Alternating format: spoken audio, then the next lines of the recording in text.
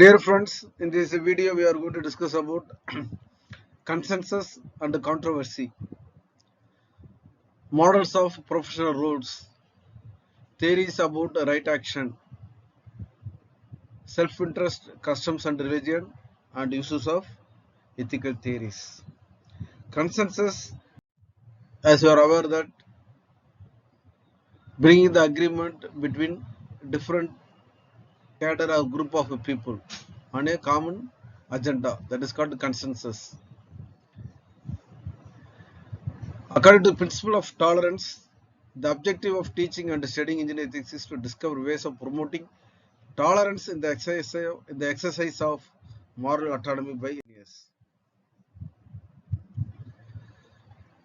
Moral autonomy and respect for authority are compatible with each other. Moral autonomy is exercised based on the moral concern for other people and recognition of good moral reasons. That is, it is giving autonomy. Autonomy means freedom. Whatever good for company or organization, we can go ahead. That is called moral autonomy. Emphasizes the capabilities and responsibilities of a people, whereas authority provides the framework through which learning attitudes are encouraged. Next terminologies are profession and professionalism.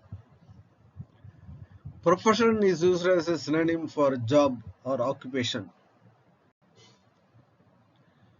Any work for hire can be considered as a job, irrespective of the skill level involved and the responsibility approved. The word occupation means employment through which someone makes a living. Engineering is certainly a job and also an occupation. Engineers are paid for the services, they make living out of it. But the skills and responsibilities involved in engineering is more than just a job.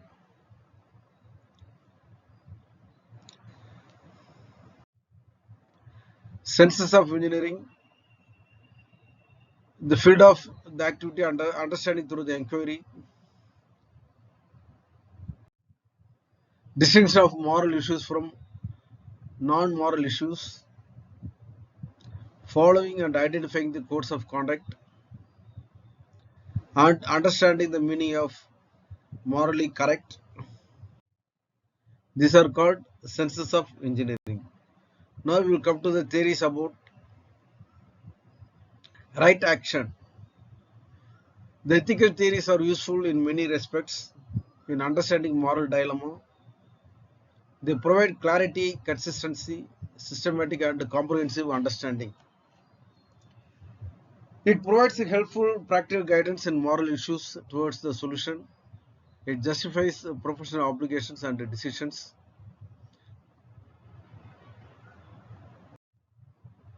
There are different theories are available. Utilitarian theory. This is to identify the various courses of action available to us, who would be affected by each action, and what benefit or harm would be derived from each. The act utilitarian theory proposed by J. Mill focuses on actions rather than on general rules.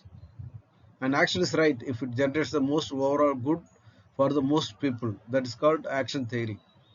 If the action is right, if it generates the most overall good for the most people, whatever we are doing, if it is helpful for the public, then our action is right. If you are doing something and it may not be helpful for the public, then it is not correct. So this is the main essence of utilitarian theory, that is action right theory. Right, what again repeating, right theory says that if it generates the most overall good for the most people, most overall good for the most people, if your action is right, if it generates the most overall good for the most people live. Act utilitarian theory and rule utilitarian. Act, it is put forth by the Mill, whereas rule utilitarian put forth by the Richard Brandt. Act theory focuses on individual actions. whereas rule theory focuses on moral issues. Act theory do most good to most people, whereas rule performed under certain set of moral rules generally proved to do most good for most people. If a purchase action even with a kickback does overall good, then this purchase is not immoral.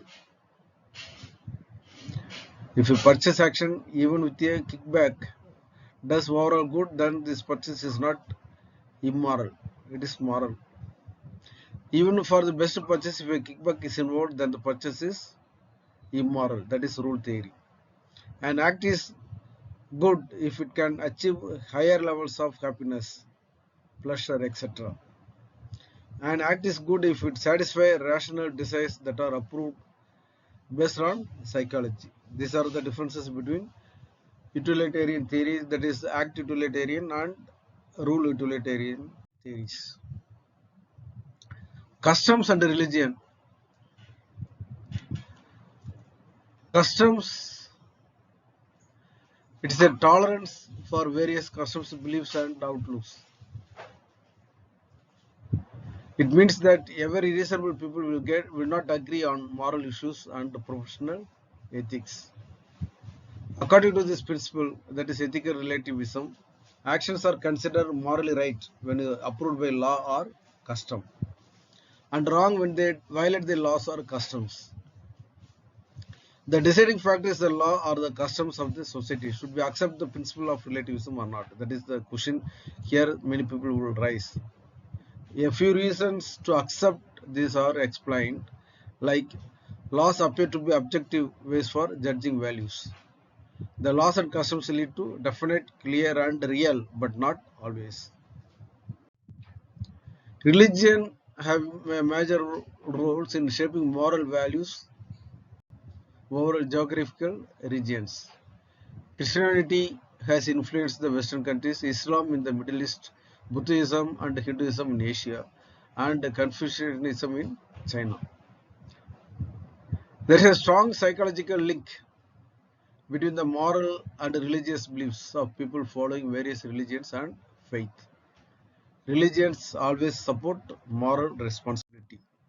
Thank you for watching this video on ethics. Thank you.